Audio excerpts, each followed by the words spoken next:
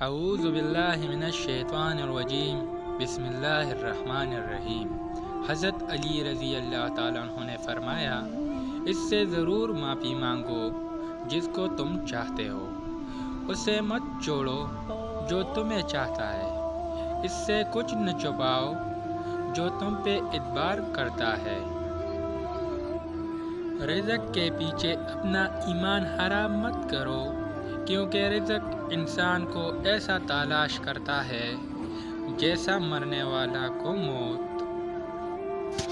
حضرت علی رضی اللہ تعالیٰ عنہ کے پاس ایک یہودی آیا اور کہا، میں نے سنا ہے آپ مسلمان جب عبادت کرتے ہو تو آپ کی دل میں بری بری خیالات آتی ہے، جبکہ ہم عبادت کرتے ہیں تو ہمیں نہیں آتا۔